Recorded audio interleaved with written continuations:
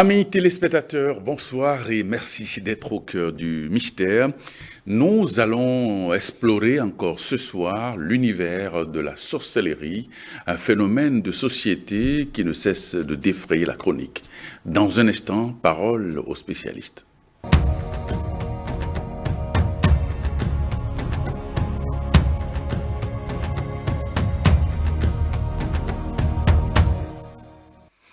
Roy Aléchou, Salomon Aléchou, bonsoir. Bonsoir. Et merci d'être au cœur du mystère. Alors, vous êtes spécialiste des sciences occultes. J'ai bien envie de vous demander, mais quel est le rôle, quelle est l'importance que représentent les ténèbres en matière d'occultisme? Je salue les téléspectateurs. Vous savez, en réalité, nous sommes victimes de notre propre éducation. On nous a appris beaucoup de choses au niveau de l'éducation. Et on prend ces choses pour vraies. Mais qu'en est-il de ce qu'on ne nous a pas appris? C'est là la vraie question. Et c'est là justement le rôle de l'émission, au cœur du mystère. Et nous allons justement parler du rôle des ténèbres dans le système occulte. Aujourd'hui, tous nous parlons de la lumière divine.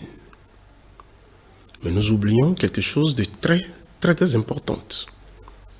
Dans la tradition judéo-chrétienne, quand vous prenez la Bible, on dit, Dieu dit que la lumière soit. Et la lumière fut. Ça veut dire que Dieu existait avant la lumière.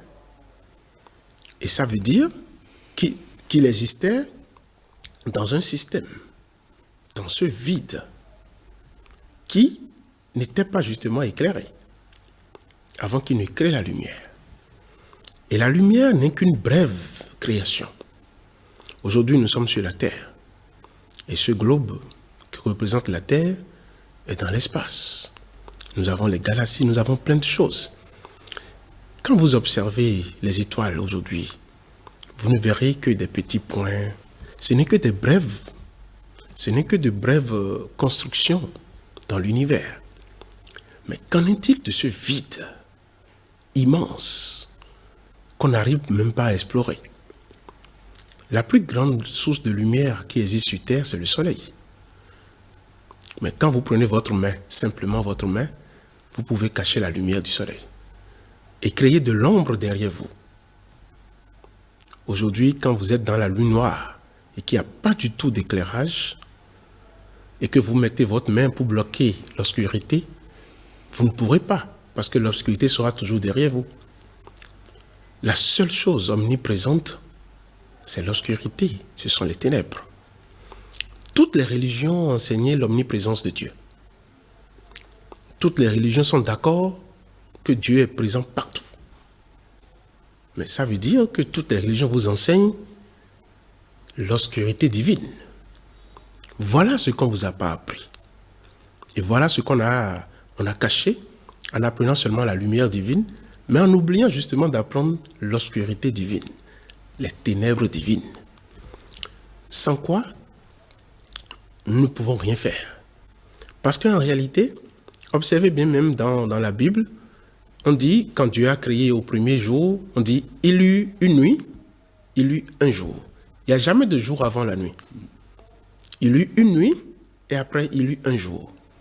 La nuit c'est la nuit, l'obscurité. Ce n'est que les ténèbres qui donnent naissance à la lumière. La lumière, Au jour. Sans les ténèbres, il n'y a pas de lumière. Mais comment se fait-il que les ténèbres, qui sont même l'essence de la lumière, est occultée? Nous devons aller à la pleine connaissance de nous-mêmes. Nous ne devons pas nous arrêter seulement à ce qu'on nous a dit, à ce qu'on nous a appris. Nous n'allons pas seulement prendre pour vrai ce qu'on nous a dit, et alors qu'en est-il de ce qu'on ne nous a pas dit? Voilà le rôle des ténèbres dans les sciences occultes. Les ténèbres sont toutes choses. Les ténèbres et l'obscurité représentent l'omniprésence de Dieu. Voilà. Vous voulez dire que Dieu est à la fois lumière et obscurité? Mais si Dieu n'est pas obscurité, ça veut dire que l'obscurité lui est supérieure. Ça veut dire qu'il ne l'a pas créée. Mais quand on dit qu'il est omniprésent, c'est qu'il est présent partout. Et que toute création, on dit, ça nous fait plaisir de dire Dieu a tout créé. Et que tout émane de Dieu. Mais si tout émane de Dieu, et que l'obscurité n'émane pas de lui, ça veut dire que l'obscurité est supérieure à Dieu. Ça veut dire que Dieu ne l'a pas créé. L'enfer émane de Dieu. Si dans l'enfer n'existe pas Dieu, ça veut dire que la création de l'enfer échappe à la création de Dieu. Donc, Dieu, il est en même temps obscurité et en même temps lumière. Mais en réalité, je vous dirais, la lumière dont vous parlez n'est que liée, disons, ce qu'on appelle à la création. C'est la création qui est physique, qui est. La création est. Et ce qui n'est pas. Ce qui n'est pas, c'est Dieu. Et ce qui n'est pas, c'est l'obscurité. Or, la lumière n'est qu'une brève construction. Ça va finir. La seule chose omniprésente, c'est l'obscurité. Et nous allons parler, nous allons étudier, nous allons apprendre à comprendre l'obscurité divine. Nous avions assez parlé de la lumière divine. Oui, mais parlez-nous, puisqu'on y est, parlez-nous de l'obscurité, de l'obscurité divine. Oui. Aimez votre concept. Oui, l'obscurité divine, c'est ce que je vous ai dit. L'obscurité divine est la base de toute chose. Ce qui est vient de ce qui n'est pas. Et ce qui n'est pas est l'obscurité divine. La méandre de l'obscurité dans laquelle vivait Dieu, avant de dire que la lumière soit, c'est cette obscurité que nous appelons l'obscurité divine. Dieu a dit que la lumière soit. Mais ce que nous voyons n'est que la lumière physique. Il y a la lumière occulte. Il y a la lumière invisible. Et cette lumière occulte, on ne va pas dire quand même qu'avant que la lumière physique ne soit, même si on dit que Dieu était dans l'obscurité, c'était ce qu'on appelle la lumière occulte, la lumière non visible, qui donne naissance à la lumière visible. Tout ce que nous voyons comme création provient de l'invisible. De l'invisible existait la lumière occulte. De l'obscurité existait la lumière, d'où l'obscurité divine, qui est la base et la création de toutes choses. Nous sommes contents quand nous qualifions Dieu d'omniprésent, d'omnipotent et d'omniscient. Mais s'il est omnipotent, c'est qu'il a toute puissance. S'il y a une seule puissance qui l'échappe, c'est qu'il n'est pas omnipotent. Mais si nous le qualifions d'omniprésent, c'est qu'il est présent partout. Et s'il y a quelque chose dans laquelle Dieu n'est pas présent, c'est que la chose échappe. Et l'obscurité manifeste même la plus grande présence de Dieu. Parce que c'est de l'obscurité que naît le jour. C'est de la nuit que naît le jour. Sans la nuit, il ne peut pas y avoir jour. Heureusement que la tradition judéo-chrétienne, même en occultant toutes choses, ils n'ont pas pu occulter cela dans la Bible. Ils ont quand même eu la présence d'esprit de laisser les choses telles qu'elles sont en disant « il y a eu une nuit, il y a eu un jour ». Sans nuit, il n'y aura jamais de jour. Nous allons, vous savez, quand on commence dans des grandes écoles initiatiques, on vous apprend pendant des années la lumière divine. Mais quand vous atteignez un certain niveau, vous devez comprendre et apprendre l'obscurité divine. De là naît la source de tout pouvoir. Voilà. Alors, on va maintenant faire le lien entre les ténèbres et l'univers de la sorcellerie, de façon graduelle. Quelles sont les interactions entre ce monde-là et le monde de la sorcellerie? Merci. Vous voyez, en réalité, aujourd'hui, nous qui sommes dans le monde physique, dans le monde de la troisième dimension, nous prenons les habitants du monde astral comme des invisibles. Parce que nos 5 sens sont limités aux 3 dimensions, au monde physique. Et parce que nous n'arrivons pas à accéder à la 4e dimension de façon aussi facile, nous prenons ce qui se passe dans la 4e dimension comme étant des choses invisibles. Les habitants aussi du monde astral, eux autres, ils vivent comme nous. Ils vivent les événements du monde astral comme des événements réels. Et eux aussi prennent les habitants du monde spirituel comme aussi des invisibles. Parce qu'ils n'ont pas aussi accès à eux. Les habitants du monde aussi spirituel prendront aussi du moins l'univers divin comme aussi un monde invisible. Donc, vous allez voir que ce n'est qu'un niveau de conscience qui évolue. Nous, qui sommes dans la troisième dimension, nous prenons la quatrième dimension comme étant un monde invisible. Mais ceux qui sont dans le monde, dans la quatrième dimension, dans le monde astral, la cinquième dimension, comme un monde invisible. Mais maintenant, une fois qu'ils sont dans la quatrième dimension, dans le monde astral, eux autres, justement, maintenant, nous prennent, nous autres, comme des apprenants. Nous sommes à un niveau inférieur. Ouais. Pour eux, ils ont déjà appris la loi des ténèbres. Ce que nous prenons ici comme étant le diable, comme étant le mauvais, eux, ils l'ont compris avec l'ultime initiation qu'ils ont reçue comme la mort, pour justement faire partie de ce monde astral conscient, où il y a les morts, il y a les anges, il y a les démons et autres. Ils sont conscients de l'obscurité. Ils sont conscients des ténèbres. Et ce sont ces lois qu'ils utilisent et que nous prenons comme des arts magiques. Ouais. En termes simples, quand on me demande souvent ce que c'est qu'un miracle, je dis c'est la manifestation d'une loi, la manifestation des faits, suivant une loi d'une autre dimension dans une autre dimension. Et là, on ne le comprend pas. Et on parle en ce moment de miracle. C'est exactement la même chose qui se produit. Aujourd'hui, dans la quatrième dimension, vous avez les sorciers. Bon, pas seulement eux, ils interviennent dans le monde astral. Ah, oui. Mais une fois quand ils interviennent dans le monde astral, avant que les réactions ont des faits sur le plan physique, ils doivent composer avec l'obscurité. Ils comprennent que dans l'obscurité existe la vraie lumière. Ils comprennent que dans l'obscurité existe la vraie lumière. Parce que sans l'obscurité, ils ne pourront pas faire exactement ce qu'ils sont en train de faire. N'oubliez pas une chose. J'ai toujours pour autant dire ici, sur ce plateau, que nous devons redécouvrir le pouvoir de créer des dieux. Dieu ne fait que créer. Et existe la lumière divine, existe l'obscurité divine. Les habitants du monde astral ont compris cela et aussi utilisent et la lumière divine et l'obscurité divine.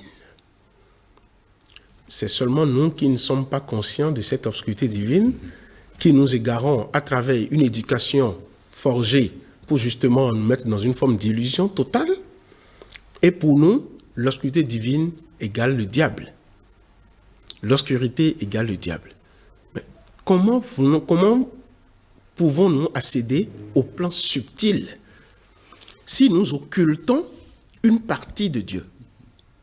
Puisque s'il est omniprésent, et si nous enlevons la connaissance des ténèbres, si nous enlevons la connaissance de l'obscurité, ça veut dire qu'en réalité, nous ne cherchons pas à étudier la nature suprême de Dieu.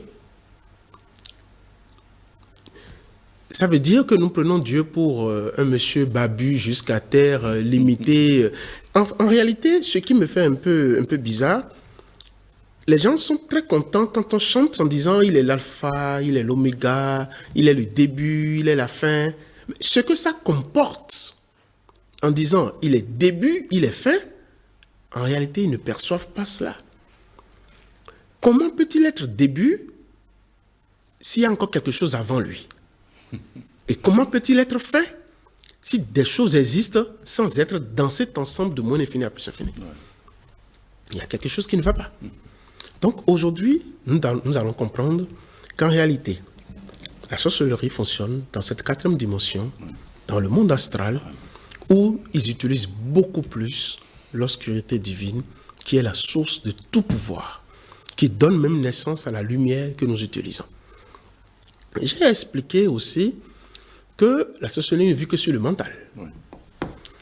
Et notre mental, quand nous prenons notre corps subtil, c'est fondé sur 3 éléments. Nous avons le mental, l'intelligence et l'ego. Dans notre mental, nous devons pouvoir faire la part des choses. Nous devons faire la part des choses, comprendre qu'il y a l'obscurité et la lumière. Dans notre ego, nous devons comprendre qu'il y a l'obscurité et la lumière. Et dans notre intelligence, nous devons comprendre aussi qu'il y a l'obscurité et la lumière. Ce n'est qu'en comprenant qu'en nous existe cette partie d'obscurité divine que nous pouvons commencer maintenant par explorer réellement les capacités de cette obscurité. Si nous ne savons pas que ça existe, comment voulez-vous qu'on puisse explorer les capacités de cette obscurité? Mais l'obscurité divine existe et aujourd'hui, nous devons nous y faire et comprendre qu'en réalité, la lumière divine ne provient que de l'obscurité divine. L'obscurité divine est la seule chose omniprésente. Je viens de vous dire qu'avec même la plus grande source de lumière, qu'est le soleil aujourd'hui, mais avec votre main, simplement, vous pouvez cacher la lumière du soleil. Et derrière vous, vous ferez l'ombre, vous ferez l'obscurité. Mais dans l'obscurité totale, même en mettant votre main, vous ne cacherez pas l'obscurité. C'est la seule chose omniprésente.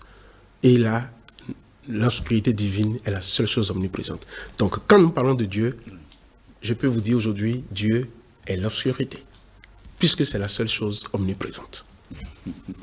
Alors, quand on parlait donc des interactions entre l'obscurité et la sorcellerie, comment tout cela s'articule? Le sorcier qui va dans la 4e dimension, le monde astral, comment il opère et quels sont les paramètres, les leviers sur lesquels il appuie pour déclencher tout ce que l'on sait? Ils ne sont pas très compétents, les sorciers, mais ils sont très compétents. Ça veut dire quoi? Une fois dans le monde astral, vous savez, les êtres humains que nous sommes, pour ceux qui ne veulent pas travailler vers l'illumination, en réalité, ils laissent le corps vital à la portée de tout le monde. Donc, un sorcier qui va dans le monde astral, conséquemment, que fait-il? Il agit sur votre corps subtil. Et j'ai dit que le corps subtil est composé de votre mental, de votre ego, de votre intelligence. Il vous suggère des informations ou il travaille sur comment est-ce que vous allez fonctionner. Une fois qu'il le fait, dans la 4e dimension, lui, il utilise l'obscurité divine. Parce que ce n'est que cette obscurité qui donnera naissance à la lumière que vous verrez le jour. Donc, il anticipe en donnant des informations à ce qui doit créer la lumière en vous. Et une fois que ces informations sont données, vous ne prenez que pour vrai ces informations et ça agit contre vous, ça ouvre, ça déséquilibre vos centres énergétiques. Et une fois, disons, les tractations du sorcier dans ce monde astral arrivent et ça commence par maintenant vous fermer dans un système que vous ne pouvez plus vous en sortir et vous commencez par avoir des effets, des faits réels sur votre vie physique. Et alors là, on dira que vous êtes sous l'emprise de la sorcellerie. Nous devons apprendre pour empêcher les sorciers de nous avoir à travailler sur notre propre équilibre. À travailler sur notre propre équilibre. Tant que nous n'allons pas équilibrer nos différents centres énergétiques, les équilibrer et les vitaliser avec notre énergie vitale, nous ne pourrons rien faire. Les sorciers seront toujours disposés à nous manipuler. Or, nous sommes maîtres de nous-mêmes, nous sommes maîtres de l'obscurité divine, nous sommes maîtres de la lumière divine. Et si nous sommes maîtres de l'obscurité divine, nous devons maîtriser les arts qui se pratiquent dans l'obscurité divine, afin de pouvoir maîtriser tous ces effets. Sans quoi, nous serons toujours à la merci des sorciers. Oui, mais lorsqu'on prend par exemple le modus operandi du sorcier, en ce qui concerne notre tradition ici par exemple, on nous dit que le sorcier, quand il se projette dans la 4e dimension, il lui arrive de prendre des formes, il peut devenir un animal ou ceci, pour aller, on parle des fameux hiboux, etc., où il peut peut-être se projeter dans le corps d'un animal, un chat ou autre chose, etc., pour aller malmener sa cible. Comment tout cela se passe? Vous voyez, c'est ce que nous appelons la magie de la métamorphose. Vous avez aussi la possibilité de vous transporter dans n'importe quel animal. Il suffit de maîtriser les arts. Aujourd'hui, le sorcier choisit un animal. Soit une chouette, soit un hibou, soit un chat, soit une souris, soit un lion, soit un tigre, soit plein d'animaux. D'abord, il faut reconnaître une chose. Ils ne choisissent pas n'importe quel animal. Ils choisissent des animaux qui, quand même, ont des capacités mystiques. Ce qu'on appelle des animaux mythiques. Si vous prenez par exemple une chouette ou un hibou, ils ont la capacité de percer dans la nuit noire, de voir dans la nuit noire. Nous, on les appelle des animaux clairvoyants. Et c'est parce qu'ils ont cette capacité d'être dans le noir et de pouvoir voir dans le noir que justement les sorciers les utilisent. Ça revient encore à l'obscurité divine. Voir dans la nuit noire. Donc, ces animaux ont ces capacités. Et maintenant, le sorcier, par une science qu'il maîtrise, et que j'ai dit aux étudiants qui viennent dans notre centre, j'ai dit, vous pouvez vous métamorphoser rapidement en prenant un animal comme un véhicule. Il y a des rituels, quand vous les faites, vous-même, vous allez choisir votre véhicule et pouvoir aller dans les différents plans, parce que notre corps physique ne peut pas aller dans certains plans. Mais il faut choisir alors des véhicules. Quand on le dit, avant de revenir sur les sorciers, quand on le dit, les gens pensent que c'est quelque chose d'interdit. Mais dans la tradition chrétienne aussi, regardez, quand on baptisait le Maître Jésus, le Saint-Esprit n'avait pas besoin de choisir une colombe. Si vous voulez descendre, vous allez descendre. C'est une énergie. Mais pourquoi choisit-il une colombe pour descendre? C'est un véhicule. Quand Saint Jean de Patmos raconte aussi dans la Bible, on parle de Jésus qui sera sur un cheval blanc, tout, mais c'est un véhicule. C'est cette même science qui a été transposée chez nous et que les sorciers l'utilisent parce qu'ils ont connaissance de la méthode. Et alors, si par exemple vous voulez, que font les sorciers? Ils choisissent un animal. Je prends l'exemple d'un hibou. Il y a des rituels qu'ils font et qu'ils se transplantent dans le hibou. L'hibou devient leur animal, leur véhicule pour explorer le monde astral. Il y a des mots sacrés. Une fois, quand vous faites des mots de pouvoir, une fois quand vous faites ce rituel, ce véhicule devient votre véhicule et vous permet d'aller où vous voulez et d'explorer le monde astral. Donc, quand vous avez besoin d'explorer le monde astral, vous appelez votre animal qui arrive, votre véhicule, et que vous empruntez le véhicule. Et c'est comme ça que la science de la magie de la métamorphose s'opère. Et donc, une fois que le sorcier, maintenant, se métamorphose, c'est-à-dire donne assez de son âme vers l'âme de l'animal, alors le corps peut être facilement sur le lit et il peut visiter les méandres du monde astral. Mais une fois qu'il est dans le monde astral, les capacités que l'animal a, c'est de percer dans la nuit noire, de voir, d'être clairvoyant dans la nuit noire, alors de dissocier, parce que si vous êtes quelque part et qu'il n'y a rien, il n'y a pas du tout de lumière, et que s'il y a peut-être 1000 personnes, vous ne verrez qu'une masse, vous n'allez pas distinguer les gens. Mais ces gens d'animaux ont la capacité d'avoir de la lumière, c'est pour qu'ils ont des yeux brillants, d'avoir de la lumière et que même dans l'obscurité, ils puissent arriver à distinguer exactement tout ce qui se passe. Donc c'est pour ça qu'ils empruntent justement cet animal pour distinguer dans la nuit noire ce qui est à distinguer, afin d'opérer. Si vous marchez et que vous ne voyez pas, vous allez cogner. Mais eux, ils voient avant vous, ils vont pouvoir quand même éviter ou mettre quelque chose pour vous piéger. Donc voilà, d'abord la magie de la métamorphose. Maintenant, une fois que cette magie s'opère, le sorcier maintenant commence par agir sur les 3 éléments qui gouvernent votre monde subtil, à savoir le mental, l'ego et l'intelligence. Et là, vous êtes sujet à tout ce qui va vous suggérer. Si c'est des maladies, il vous les suggère. Si c'est un envoûtement, tout ce qu'il veut, il le fait. Et puis là, vous êtes sujet à cela. Mais vous avez vous-même la capacité d'avoir votre propre animal votre propre véhicule et d'explorer le monde astral. Il n'y a rien de sorcier. Alors, lorsque le sorcier se projette dans l'animal, Oui. c'est vrai que c'est son corps subtil qui se projette dans l'animal. Et il y a le corps physique qui est toujours sur le lit.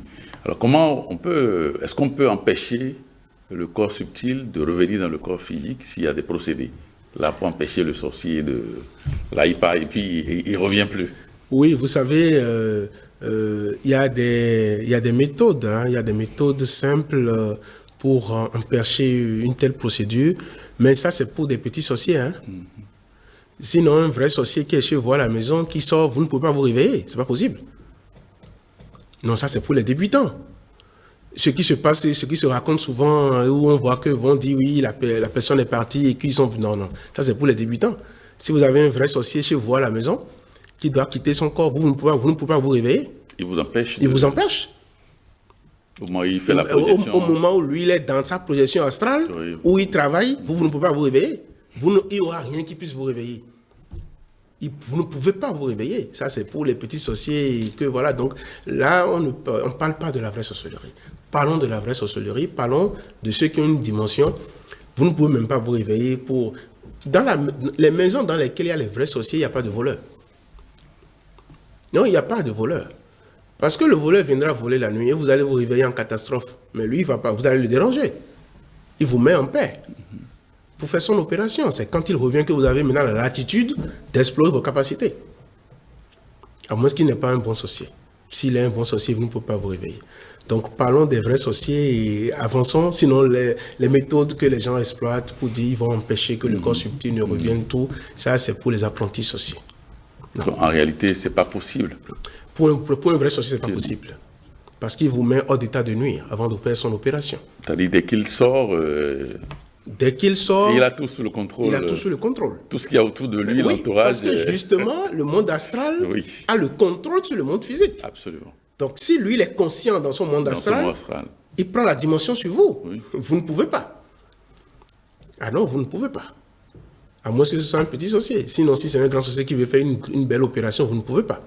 Donc tout ce que l'on raconte un peu partout, on a retiré la sorcellerie à telle, ou on l'a empêché de faire telle chose, ou bien on a comprimé, on l'a peut-être contenu dans son élan de nuit et tout ça, c'est... Non. Il faut faire la part des choses. J'ai dit, retirer la sorcellerie, quand c'est la sorcellerie de sang, retirer c'est impossible. Mais par contre, on peut empêcher la progression. C'est ça. Ça, voilà le premier aspect. Ouais. Ce que vous voyez souvent sur les réseaux sociaux, où les gens parlent de... voilà, on l'a comprimé, il est sorti, il ne peut plus revenir. Ça, c'est pour les petits sorciers. C'est de la plaisanterie. C'est de la plaisanterie, c'est de l'apprentissage. Ça sont des apprentis sorciers. Sinon, je vous dis, un vrai sorcier, vous ne pouvez pas... Quand il sort, il sort. Il revient, il revient. Maintenant, il y a un autre phénomène qui se pose. Le phénomène du moins où vous allez voir, ça arrive où on dit on arrête un oiseau mythique qui se transforme après en être humain. Bon, c'est des affabulations pour beaucoup de gens, mais bon. Oui, ça arrive. Ça arrive. Oui, et c'est réel. C'est réel. Parce que le sorcier qui sort, et ce genre de phénomène n'arrive qu'à ceux qui pratiquent la sorcellerie de sang. Ce genre de phénomène n'arrive qu'à ceux qui pratiquent la sorcellerie de sang. Et une fois, parce que n'oubliez pas, tel que dans le monde physique qu'on est, et qu'on a aussi des... Vous prenez votre voiture pour aller sur la voie, par exemple, il y a des panneaux de sens interdits. Tout à fait.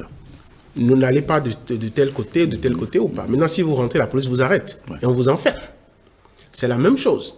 S'il rentre dans un oiseau mythique et qu'il ne doit pas aller là où il doit aller, et qu'il est embrigadé, là, c'est ce que vous conseillez souvent où l'énergie le fait tomber. Ouais.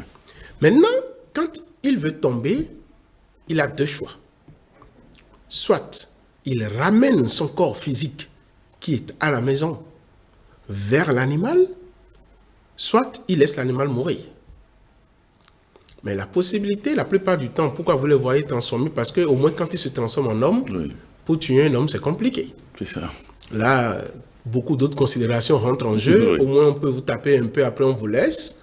et vous revenez au moins chez vous. Donc, cette possibilité de survie fait qu'ils préfèrent transporter le corps qui est à la maison vers l'animal. Sinon, tout ça, je vous dis, ça c'est pour la sorcellerie de sang, c'est pour les apprentis sorciers. Mais si vous pratiquez de la vraie sorcellerie, vous ne verrez aucun de ces scénarios qu'on raconte. Ça, c'est de l'apprenti sorcellerie. Non, non. Donc, à partir de ce moment, ce qu'on voit, c'est vrai, ça arrive, mais ce n'est possible que dans la pratique de la sorcellerie de sang.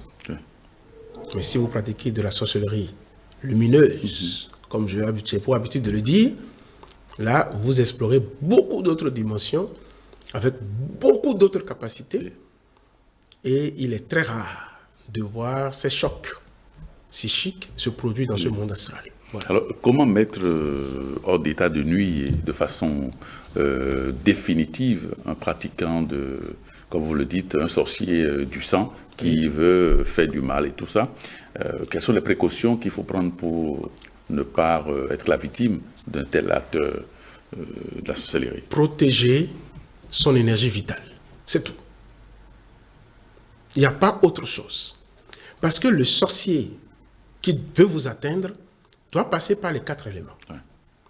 Par votre centre de la terre, votre centre de l'eau, votre centre du feu et votre centre de l'air. Sans ces 4 éléments, il ne peut rien vous faire. Mais la seule chose qui alimente ces 4 éléments en vous, c'est votre énergie vitale. Donc, si vous protégez votre énergie vitale, il n'a pas accès à vos centres énergétiques. Mais comment protège-t-on alors l'énergie vitale? C'est pas des initiations, pas des rituels.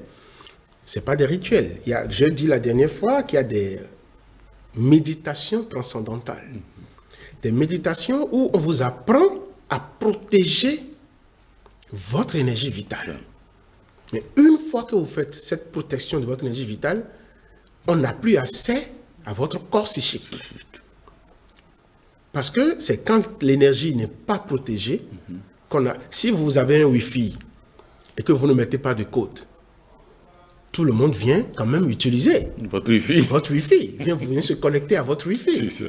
Mais quand vous mettez des codes bien sécurisés, on cherche, on n'y arrive pas. C'est la même chose. Protégez votre énergie vitale à travers des initiations transcendantales où on vous apprend à protéger votre énergie vitale, à équilibrer vos centres énergétiques. Et vous êtes à l'abri de ces attaques.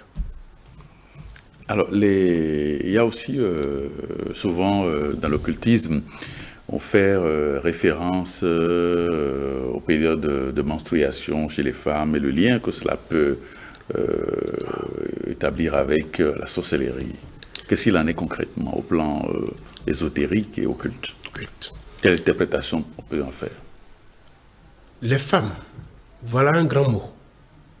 Vous voyez, en réalité, il y a une méconnaissance totale, d'abord par nous-mêmes, de qui sont les femmes, et par les femmes elles-mêmes. Les femmes ne se connaissent pas. Parce que si les femmes se connaissaient, menstrues et sorcellerie, les femmes ne devraient pas être embêtées par la sorcellerie. Mais elles sont les plus embêtées par la sorcellerie. Parce qu'elles s'ignorent totalement. D'abord, c'est quoi les menstrues? Il faut commencer par là. Et au plan occulte. Au plan occulte, bien sûr. Au plan occulte, bien sûr. C'est quoi les menstrues au plan occulte? Vous avez la plupart du temps 28 jours où on parle du cycle lunaire.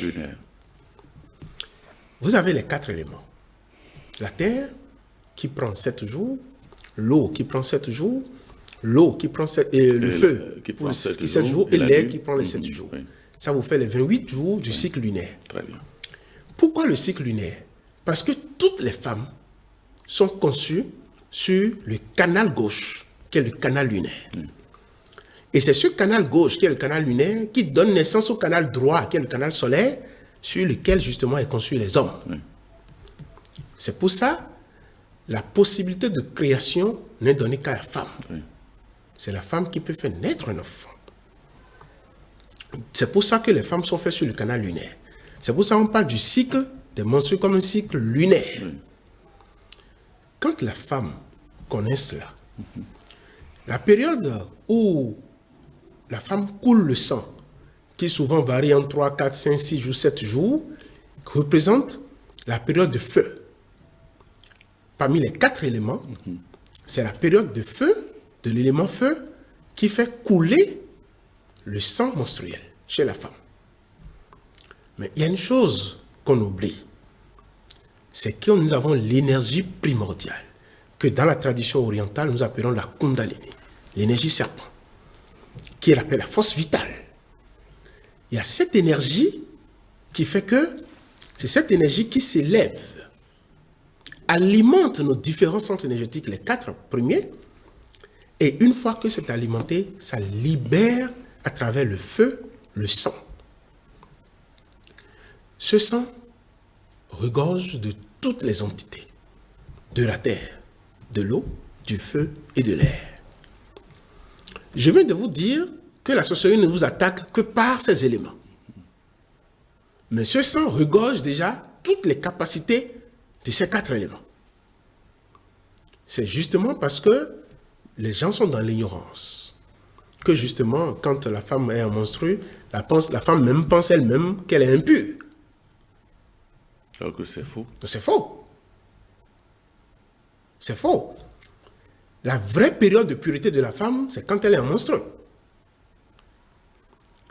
Mais par contre, dans les écoles initiatiques, on dit la première menstrue de la femme doit être suivie d'un code initiatique. Et on initie la femme à chaque menstrue avec son code, ou à chaque menstrue, elle empêche les énergies contraires à prendre possession de ces menstrues. Parce que vous savez que nous sommes dans un monde de dualité et que lorsque le sang sort de la femme, ce sang regorge déjà des énergies de la terre, de l'eau, du feu et de l'air. Mais une fois que ce sang sort, en même temps, d'autres énergies non moins pures et moins pures veulent aussi prendre possession de cette énergie. Oui. Et c'est ce qui, justement, parce qu'il y a beaucoup, dans certaines écoles, on n'a pas la maîtrise du code du sang, alors, et qu'on n'amène pas les femmes à s'habituer à cela, à connaître ce qu'est réellement les menstrues, alors on interdit en même temps aux femmes, ne vous approchez pas. Pourquoi? Parce que ces femmes n'ont pas purifié le sang menstruel et par conséquent, laissent une entrée fragile aux autres énergies négatives. Et c'est pour ça qu'on dit, ah, restez loin, vous êtes impurs. Non. La période de pureté de la femme, c'est la période des menstrues. C'est pour ça, quand vous allez dans les plus grands cercles de sorcellerie dans le monde astral, c'est les femmes qui sont les reines mères. Parce qu'elles sont conçues sur le cycle lunaire. Et c'est à elles qu'on a donné le pouvoir de création. Nous, les hommes, nous n'utilisons que les petits, je dirais, le petit pourcentage de l'énergie lunaire en nous. Nous sommes beaucoup plus dans l'action, dans l'énergie solaire. Mais elles autres, elles sont dans tout le mystique nécessaire. C'est pour ça qu'en réalité, pendant 9 mois, tout ce magnétisme-là se monte dans leur ventre. Les 3 aspects de la création se font dans leur ventre. L'aspect du non-manifeste, l'aspect du manifeste et l'aspect de la lumière. Donc, la femme est telle qu'elle ne se connaît pas. Ce qu'il faut retenir, nous demandons aux femmes d'apprendre à savoir qui elles sont. Comment développer donc sa propre sorcellerie? Vous savez, aujourd'hui, les sorciers, ils ont des véhicules, qu'on a dit tout à l'heure, des hiboux, des chouettes, tout ce qu'on veut, et ils font des choses que vous qualifiez d'extraordinaires. Vous-même, alors, développez votre propre sorcellerie. Pas pour aller tuer les gens? Non, pas pour aller nuire, pas du tout. Pas du tout, pas du tout. Mais, ce qu'il faut faire, c'est d'aller à la connaissance. La connaissance va vous libérer. La connaissance va vous apprendre. Et maintenant, pour ceux qui veulent avoir eux-mêmes leur propre véhicule, leur propre hibou ou chouette ou ce qu'on veut, il y a des rituels simples où vous faites et vous avez vous-même votre propre véhicule pour explorer le monde astral. Pour aller dans l'astral. Pour aller dans l'astral. Ouais. Et là, vous développez vous-même votre propre sorcellerie. Là, vous devenez des amis. Ils comprennent que vous avez d'autres capacités qu'ils n'ont pas et que la vie continue. Vous devrez chercher pour développer sa propre sorcellerie, nous devons aller à la connaissance. La connaissance des sciences cachées. La connaissance de ce que les gens appellent les sciences interdites. Mais ce n'est pas interdit parce que c'est mauvais. C'est interdit parce qu'il faut que ça tombe dans la main des gens de lumière. Il faut que ça tombe dans la main des gens qui veulent faire des choses bien. C'est pour ça, on dit souvent, on ne révèle qu'aux gens ce que les gens peuvent entendre. C'est pour ça qu'on parle des écoles qui vous enseignent des lois d'abord, qui amènent votre niveau de conscience d'un point A à un point B, avant de vous libérer des conseils, avant de vous libérer des secrets. Nous avons tout en nous. Et pour développer, allons à la connaissance, développons notre propre sorcellerie. Si nous voulons avoir des véhicules, nous allons avoir des véhicules. Et pour finir, je dirais, qui vous a dit qu'en réalité, que les véhicules doivent être physiques? La sorcellerie, c'est un champ vaste. Et je vous invite à aller vers l'étude de la sorcellerie, des sciences occultes. Merci. Merci Roy Salomon Aléchou, qui était notre invité sur ce numéro de votre émission Au cœur du mystère. Merci d'être venu. Amis téléspectateurs, merci de nous avoir suivis et à très bientôt.